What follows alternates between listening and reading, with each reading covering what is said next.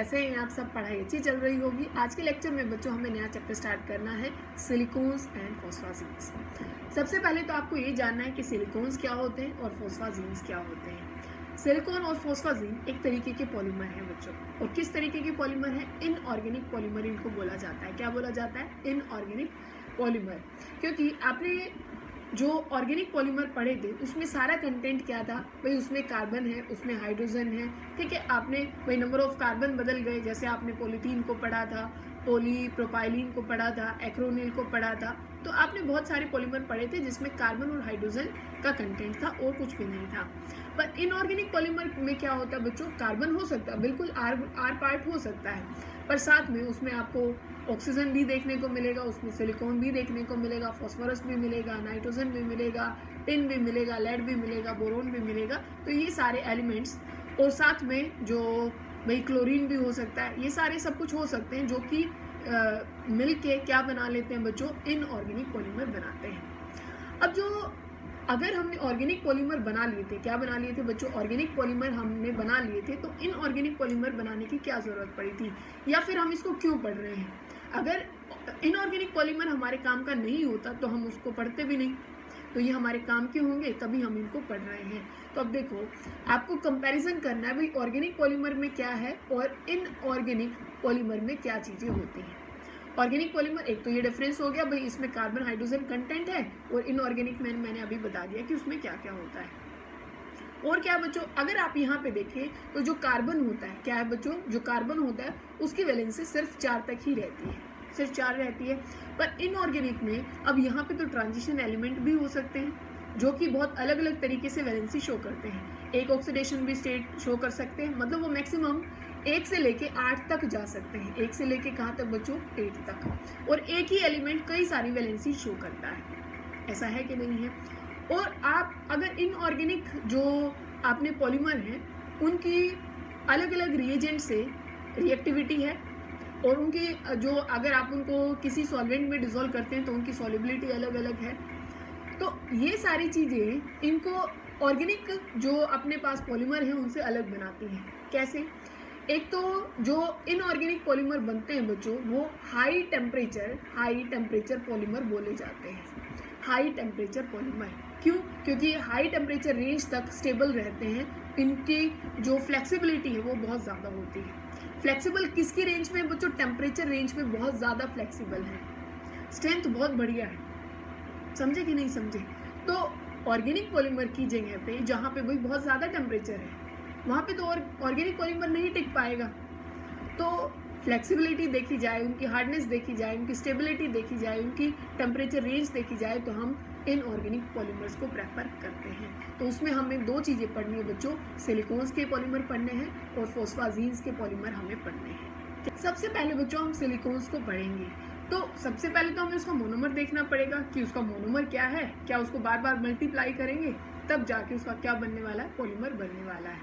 तो आप देखो, अगर हम क्या बनाते हैं, पहले आप सिलिकॉन, अगर आप सिंपल सिलिकॉन को लिखते हैं, आप देखो इसको क्या बोलते हैं? मीथेन बोलते हैं, CH4 बोलते हैं, इसको मीथेन बोलते हैं। तो ऐसे ही SiH4 को हम सिलेन बोलते हैं। क्या बोलते हैं बच्चों? सिलेन बोलते हैं। बात समझे कि नहीं समझे? तो देखो, ये जैसे एल्केन था, मीथेन था, ये क्या है? सिलेन है। तो अगर आप इसका एक हाइड्रोजन रिमूव कर दें और आपने बनाया है यहाँ पे Si, और यहाँ पे है ये H3 कर दें, और ये यहाँ पे CH3 कर दें, इनका नोमेनक्लेचर पहले हम देख रहे हैं। तो इसको हम क्या बोलते हैं बच्चों? यहाँ पे ये क्या हो गया? ये है मिथाइल, और ये क्या है बच्चों? सिलेन। तो इसका नाम क्या हो जाएगा? मिथाइल सिलेन। अगर एक हाइड्रोजन और हटा दिया जाए, यहाँ से एक हाइड्रोजन और हटा दिया जाए, मतलब ये है SiH2, और यहाँ पे जो CH3 है वो कितने कर दिए जाए बच्चों? 2 लगा दिए जाए, तो ये क्या हो जाएगा? डाई मिथाइल सिलेन। ठीक है। अगर आप क्या करें फिर ऐसे ही कि एक हाइड्रोजन और हटा दें, यहाँ पे 3 लगा दें, ट्राई मिथाइल सिलेन हो जाएगा, और एक हाइड्रोजन और हटा दिया जाए और यहाँ पे 4 CH3 कर दिए जाए, तो क्या हो जाएगा? टेट्रा मिथाइल सिलेन। ठीक है। अच्छा, क्या सिर्फ CH3 लगा सकते हैं? नहीं, आप कोई भी R ग्रुप लगा सकते हैं, वो आपकी मर्जी है। या फिर आप क्या कर सकते हैं, मान लीजिए आपके पास था SiH4 है, ठीक है, टेट्राहेड्रल स्ट्रक्चर आप बनाएंगे, वही यहाँ पे H है, यहाँ भी एक H है, और ये मैंने आपको बताया था अगर डॉटेड स्ट्रक्चर होती है ठीक है। इसको हम क्या बोलते हैं, डैश बोलते हैं। डैश का मतलब क्या होता है भाई, ये हाइड्रोजन जो है वो पीछे की तरफ है, क्या है, पीछे की तरफ, जो कि हम नहीं देख सकते। और जो अगर किस में बनाया जाता है बच्चों, वेज में बनाया जाता है, इसको हम क्या बोलते हैं, जो हमारे आगे की तरफ है, जो हमें दिखाई दे रहा है, तो इसको वेज बोलते हैं, इसको डैश। ये डैश ही तो है ना, तो ये डैश है और ये वेज है। तो अगर हम यहाँ पे H हटा करके यहाँ पे क्या लगा दें बच्चों, एक क्लोरीन लगा दें, मतलब H तो है 3 और यहाँ पे एक क्या है बच्चों, क्लोरीन, तो ये क्या हो जाएगा, क्लोरोसिलेन। ठीक है। एक और हटा दीजिए H और यहाँ पे 2 क्या लगा दीजिए, क्लोरीन, और ये 2 हाइड्रोजन है, तो ये क्या हो जाएगा, डाइक्लोरोसिलेन। अब आप क्या करें, आपके पास है Si और ये है CH3, मतलब CH3 आपके पास 2 है और क्लोरीन भी आपके पास 2 है, तो इसका नाम क्या हो जाएगा। अब देखो आपके पास एक तो है बच्चों मिथाइल ग्रुप, क्या है, एक है मिथाइल और एक है क्लोरीन। अल्फ़ाबेट में कौन सबसे पहले आता है, पहले C आता है, तो C का नाम आप पहले देंगे, तो आप पहले लिखेंगे डाइक्लोरो, डाइमिथाइल, और इसके लिए आप क्या नाम देते हैं, सिलेन, तो डाइक्लोरो डाइमिथाइल सिलेन। बात समझ में आ गई है। अब ज़रूरी नहीं है बच्चों यहाँ पे सिर्फ Cl2 ग्रुप लगा हो, अलग अलग फंक्शनल ग्रुप इसमें आते हैं, तभी ये इतनी जो रेंज है, चाहे टेम्परेचर की हो, चाहे इसकी रिएक्टिविटी की हो, चाहे इसकी स्टेबिलिटी हो, वो इसी कारण से आती है क्योंकि अलग अलग फंक्शनल ग्रुप यहाँ पे आ जाते हैं। अब यहाँ पे क्या है, अगर मैं लगाती हूँ यहाँ पे Si और यहाँ पे हम लगा देते हैं बच्चों ये H3 है और यहाँ पे है OH, ठीक है। तो अब देखो हमने कौन सा ग्रुप लगाया बच्चों, एल्कोहल ग्रुप लगाया है, कौन सा, एल्कोहल। तो एल्कोहल के लिए आप कौन सा वर्ड यूज़ करते हैं, उसका सफिक्स क्या होता है, OL यूज़ कर सकते हैं। तो ये क्या लिखते हैं आप, सिलेन लिखते हैं। अगर यहाँ पे H4 होता तो आप सिलेन लिखते हैं, लिखते कि नहीं लिखते। और प्लस में आपको अभी क्या करना है, OL। तो ये दोनों तो वोवेल हो गए, तो इसमें से किसको हटा देंगे आप, इस E को हटा देंगे, तो ये क्या हो जाएगा, सिलेनोल, है ना। अब बच्चों आप ये भी तो कर सकते हो कि सिलिकॉन के साथ आप 2 हाइड्रोजन रख लें और 2 OH ग्रुप रख लें, तो इसका नाम आप क्या रखेंगे, देखिए सिलेन तो आपको रखना ही है, ठीक है। एक बार ये रख लें कि भाई सिलेन नाम है इसका, और प्लस में अब आपके पास 2 क्या आ गए हैं, OH ग्रुप, तो डाइओल, क्या है बच्चों, डाइओल।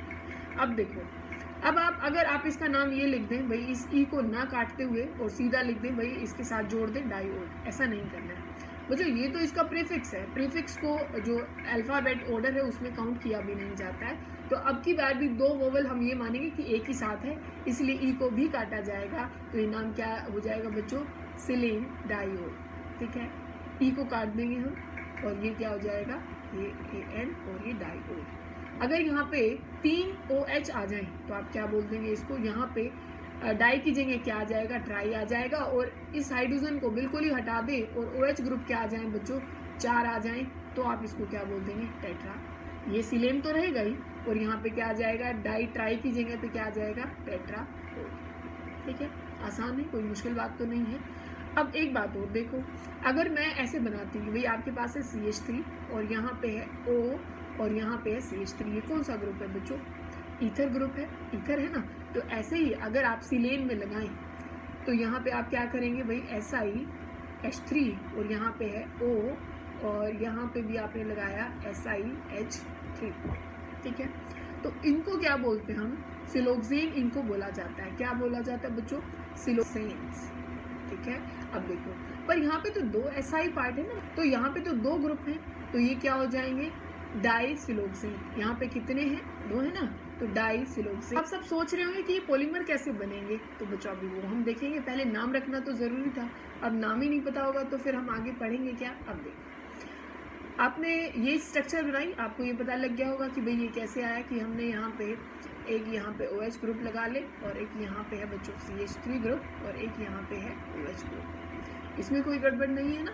अब देखो, ऐसी यूनिट एक और बना लें, एक ऐसी यूनिट आप और बना लें और यहाँ पे लिखें कि SI और ये है OH और ऊपर क्या लिखें, CH3 और ये क्या है, CH3। ये क्या बच्चों, इसका नाम क्या लिखोगे, 2 मिथाइल ग्रुप हैं, क्या है, 2 मिथाइल हैं, तो आप लिखेंगे डाई मिथाइल।